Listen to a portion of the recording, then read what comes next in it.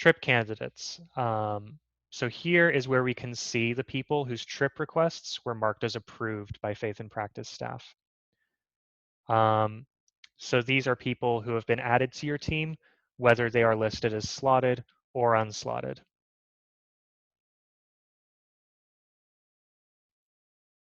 And so right now you can see these four are listed, they're all listed as slotted. And it also puts that in the trip candidate name, which can also make it a bit easier to look at when you're trying to maybe put someone in more than one slot, as we'll see above.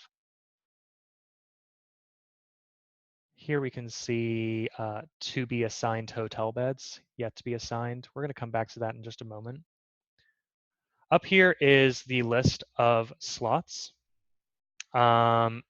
And here's how this is going to work. The first thing I would point out is this is not a complete list. So I'm just fitting this in my window here. See if I can make my window a little bit bigger. See how down here it says show 21 more or go to list 46? So if you say show 21 more, now we can see the entire list on this screen.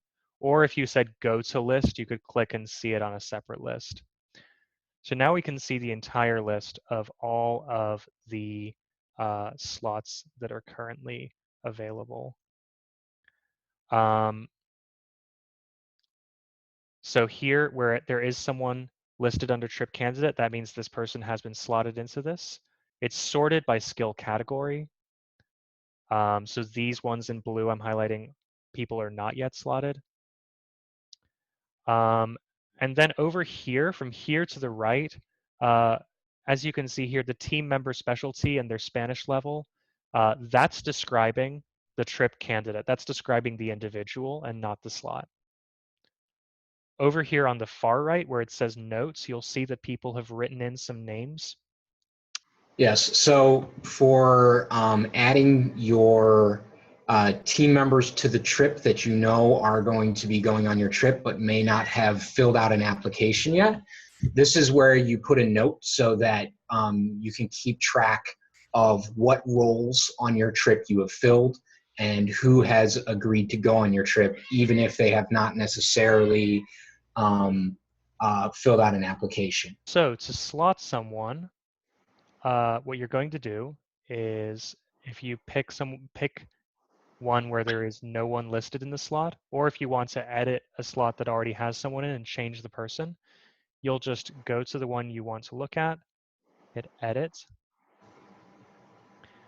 And then what you're going to do is you need to keep the trip number in your mind. And that's the one thing. So this is 476. And this is how we're going to narrow down who is going to be available. Because as you see here, all of the people associated with this trip have 476 listed right there. So I'm going to hit edit on this slot. I'm going to click this lookup window. This is what connects the slot to the person. And then here, I'm going to just type in that trip number and hit go. Now we're going to be able to see a list of all people, all trip candidates, whether or not they're slotted. So all four of these people are already slotted. That's okay if you would like to assign someone to more than one slot. The system will allow you to do that. But it will also clearly indicate if someone has yet to be assigned to any slot. You can just pick someone right there. And then if you were to hit save, it would officially have slotted that person in.